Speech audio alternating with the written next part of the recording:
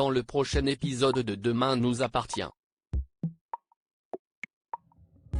Bart est libéré tandis qu'Aurore et Karim doutent de la culpabilité de Daniely. De son côté, André refuse de se faire opérer. Capture d'écran TF1. Attention, les paragraphes qui suivent contiennent des spoilers sur l'épisode de Demain nous appartient diffusé demain soir sur TF1. Si vous ne voulez rien savoir, ne lisez pas ce qui suit. Jeudi 30 janvier dans Demain nous appartient. Bart est libre et après avoir parlé au juge, Virginie informe Bart qu'il sortira de prison dans la journée car il y a eu un vice de procédure dans son dossier. Le jeune homme trouve cela anormal et fait promettre à son avocate de ne rien dire à Flore. Une fois dehors, il rend visite à Maxime. Ayant du mal à réaliser qu'il est désormais libre, Bart confie qu'il n'a pas encore eu le courage de prévenir sa mère car il craint ce qu'elle pourrait lui dire. Convaincu que Flore sera soulagée, Maxime l'invite à aller la voir pour en avoir le cœur net. Dans le même temps, Flore tente de convaincre Luc d'aller voir un psychologue pour discuter.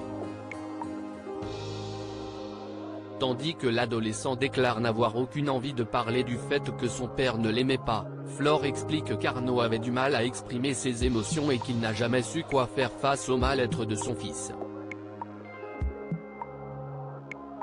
Au moment où elle l'assure de tout l'amour que lui portait son père, Bart fait irruption. En voyant le meurtrier de son père en liberté, Charlie s'emporte. Bart s'excuse alors du mal qu'il a fait et clame qu'il regrette profondément son geste. Lorsque Luc l'interroge sur les raisons qui l'ont conduit à tuer Arnaud, Bart affirme que c'était un accident et qu'il reviendrait en arrière s'il le pouvait. Seulement, Charlie ne le croit pas et lance que par sa faute, ils ne pourront jamais plus revoir leur père. Après avoir demandé pardon à tout le monde, Bart quitte la villa des Valorta et se remémore les engueulades qu'il a eues avec Arnaud jusqu'au geste fatal qui a conduit à sa mort. Les larmes aux yeux, Bart prend ses affaires et retourne chez les Delcourt. Aurore et Karim doutent de la culpabilité de Daniely après que Daniely a passé la nuit en garde à vue. Martin essaie une nouvelle fois de le faire avouer. Persuadé qu'il est l'auteur de la fusillade, le commandant Constant jure qu'il finira par le coffrer. Mais Daniely se dit innocent et ajoute que s'il avait été le tireur, il ne l'aurait pas loupé. De son côté, Shemsa panique et insiste pour que Karim n'aille pas travailler car ce qu'il s'est passé pourrait avoir un lien avec les personnes qui sont à ses trousses. Même si le policier précise que ces deux affaires ne sont pas liées, Shemsa ne peut s'empêcher d'avoir un mauvais pressentiment.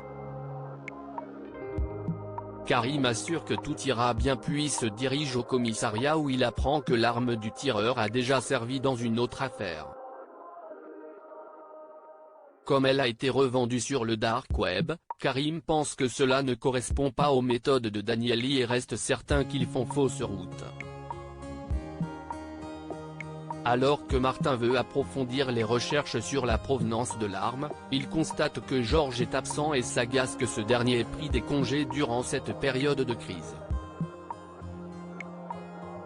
Sarah a beau indiquer qu'il est perturbé depuis la fusillade, Martin trouve que ce n'est pas une raison pour ne pas venir travailler. Inquiète pour son collègue, Sarah va le voir et observe qu'il n'est pas comme d'habitude. Quand Georges signale qu'il a besoin de prendre du recul, la jeune policière se montre compréhensive mais mentionne toutefois que toute l'équipe a besoin de lui. Georges avoue finalement qu'il ne reviendra plus car il ne souhaite plus être policier. Sarah rétorque qu'ils ont tous peur depuis l'attaque mais Georges réitère son envie de quitter les forces de l'ordre avant de lui demander de partir. En parallèle, la police découvre la moto du tireur carbonisé. Ne pouvant plus rien en tirer, Martin s'énerve de ne pas avoir de preuves pour coincer Danieli. Lorsqu'Aurore dénonce son manque d'objectivité dans cette affaire et émet des doutes quant à la culpabilité de Danieli, Martin s'emporte puis est pris de vertige.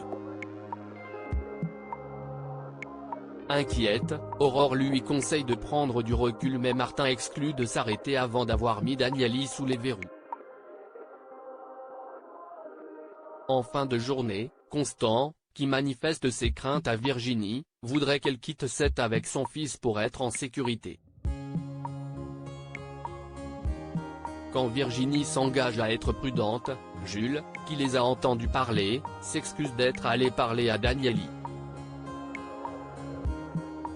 Pendant ce temps, le tireur semble prêt à s'attaquer à l'hôpital tandis que Victoire retrouve Georges inconscient sur le sol de l'appartement.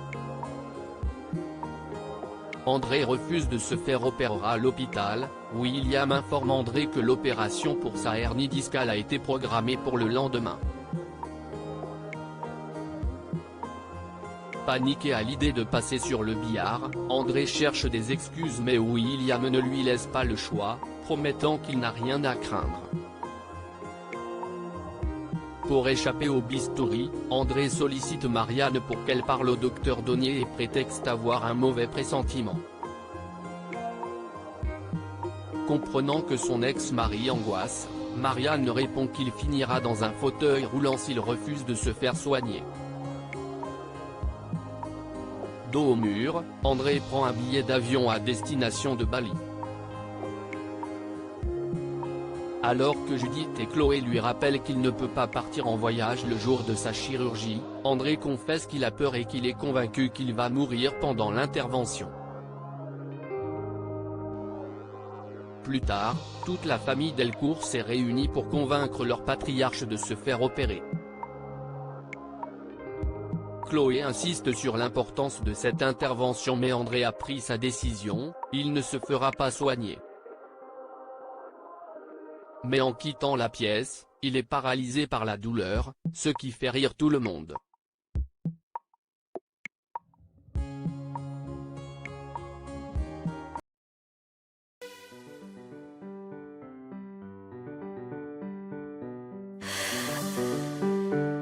나